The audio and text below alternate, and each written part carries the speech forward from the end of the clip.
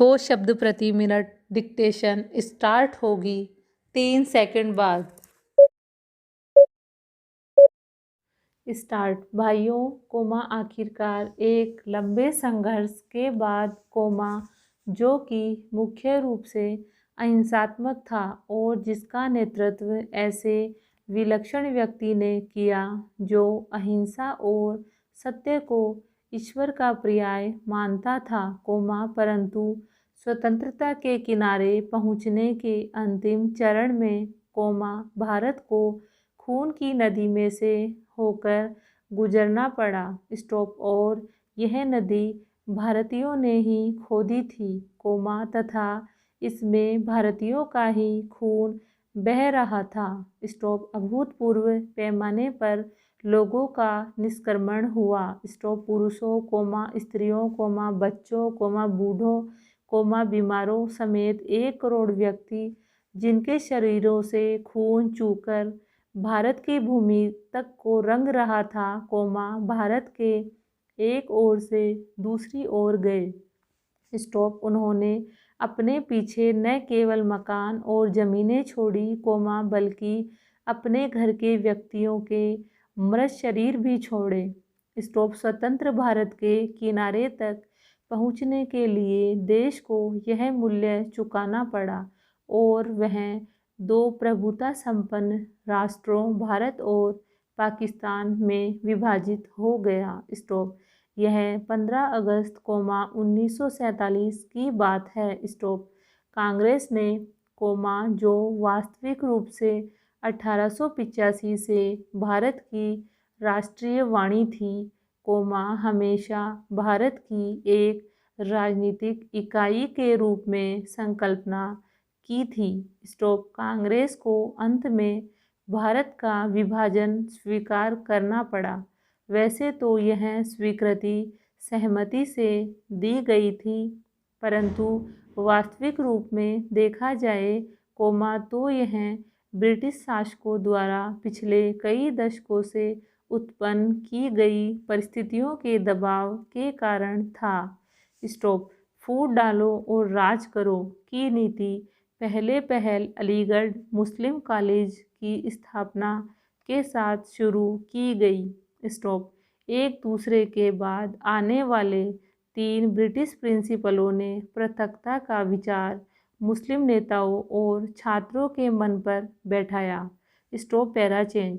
Sir Syed Ahmad को विभाजन मूलक विचारों को फैलाने के लिए उनसे हर प्रकार की मदद मिली। स्टॉप। हम यह नहीं कहेंगे कि इसमें हिंदुओं का कोई दोष नहीं था, जो मुसलमानों से सामाजिक स्तर पर अलगाव बनाए रखते थे और आर्थिक दृष्टि से उनका शोषण करते थे। स्टॉप। अलीगढ़ कॉलेज के अधिकारियों को अपने उद्देश्य की पूर्ति के लिए उपजाऊ भूमि मिली। स्टॉप। यह सब कुछ पिछली शताब्दी के अंतिम वर्षों में हुआ। स्टॉप। इन्होंने सोच समझकर राष्ट्रीय मुसलमानों की उपेक्षा करने की नीति अपनाई। स्टॉप। 1947 में कांग्रेस के पास विभाजन स्वीकार करने के सिवा कोई विकल्प नहीं था, विशेषकर गंभीर सांप्रदायिक झगड़ों के कारण, जो कि गृह युद्ध का रूप धारण कर रहे थे। स्टॉप। जिन्ना ने यह सुझाव भी दिया कि सांप्रदायिक आधार पर आबादी की अदला बदली की जाए। स्टॉप। शायद वह बेहतर समाधान होता, क्योंकि इससे शायद वे क्रूर कृत्य न होते, जो बहुत लंबे काल तक पड़ोस में रहने वालों के साथ उनके पड़ोसियों ने किए। स्टॉप। विभाजन को स्वीकार करते हुए कांग्रेस ने 15 जून 1947 को दिल्ली में एक प्रस्ताव पास किया, जिसमें अंतिम बार भारत की मूलभूत एकता का आग्रह किया गया था। स्टॉप। इसमें कहा गया था, पिछली 2 पीढ़ियों के श्रम और बलिदान की नहीं, बल्कि भारत का विस्तृत इतिहास और परंपरा भी इस मूलभूत एकता की साक्षी है। Stop para change. भाइयों, भूगोल, पर्वत और समुद्र ने भारत के स्वरूप का निर्माण किया है। स्टॉप। कोई मानव संस्था इसके आकार को बदल नहीं सकती और न ही उसके अंतिम लक्ष्य में बाधक बन सकती है। स्टॉप। आर्थिक परिस्थितियों और अंतर्राष्ट्रीय मामलों की लगातार मांगों के कारण भारत की एकता और भी आवश्यक हो गई है। स्टॉप। भारत के जैसे चित्र को हमने अपने दिलों में संजोया है, वह सदा हमारे दिलों और दिमागों में रहेगा। स्टॉप। अंतर्राष्ट्रीय भारतीय कांग्रेस समिति गंभीरता से यह विश्वास करती है कि जब वर्तमान भावनाओं की उत्तेजना समाप्त हो जाएगी, तो भारत की समस्याओं को उचित परिप्रेक्ष्य में देखा जाएगा और भारत में दो राष्ट्रों के अस्तित्व के झूठे सिद्धांत को समाप्त कर दिया जाएगा और सभी इसका त्याग कर देंगे। स्टॉप। सामान्यतः राष्ट्रीयता जातीय, भाषाई अथवा भौगोलिक तत्वों पर आधारित होती है। स्टॉप। परंतु इस्लाम का अलग अस्तित्व है, जो अन्य धार्मिक वर्गों में मिश्रित नहीं होता। स्टॉप। 55 वर्ष की स्वतंत्र धर्मनिरपेक्ष राष्ट्रीयता के बाद आज भी कई जिम्मेदार मुस्लिम नेता दावा करते हैं कि मुसलमान अलग राष्ट्र है। Stop para change. एक जिम्मेदार दल द्वारा इतने अधिक करुणाजनक और आत्मभ्रामक प्रस्ताव की कल्पना भी नहीं की जा सकती, जितना कि अंतर्राष्ट्रीय भारतीय कांग्रेस समिति ने 15 जून 1947 को पास किया था। स्टॉप। सभी नेता थक चुके थे और बूढ़े हो रहे थे।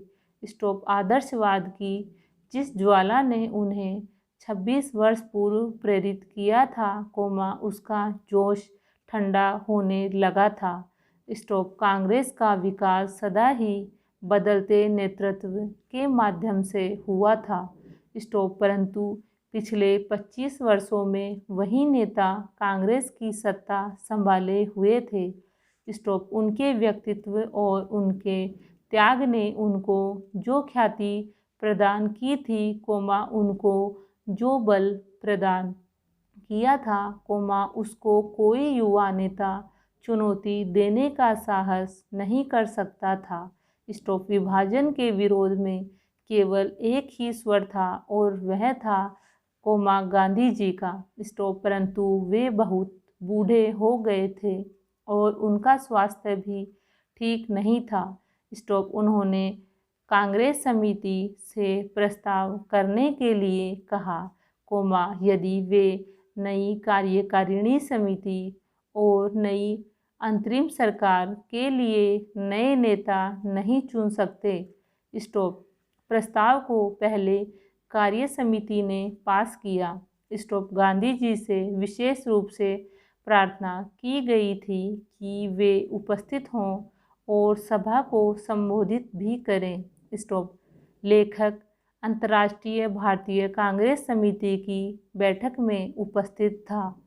स्टॉप। गांधी जी का भाषण स्पष्ट रूप से उनके दुख का द्योतक था। स्टॉप। उन्होंने कहा कि उनके विचार सर्वविदित हैं। स्टॉप। फिर भी उन्होंने अंतर्राष्ट्रीय भारतीय कांग्रेस समिति को प्रस्ताव पास करने की सलाह दी। स्टॉप। उन्होंने कहा कि कांग्रेस समिति को इसे रद्द करने का अधिकार है। स्टॉप। परंतु किसी ने इसका उत्तर नहीं दिया।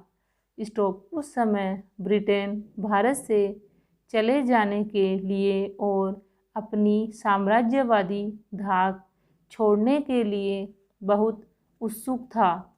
स्टॉप। अब यह बोझ उनके लिए बहुत भारी हो गया था। स्टॉप। एशिया के राजनीतिक पुनरुत्थान की उठती हुई लहर को नियंत्रित करना था। Full stop. अगर ये डिक्टेशन आपके लिए उपयोगी है तो प्लीज़ इसे लाइक कीजिए और इसी प्रकार की और भी डिक्टेशन प्राप्त करने के लिए चैनल को सब्सक्राइब कीजिए और अपने दोस्तों के साथ शेयर कीजिए।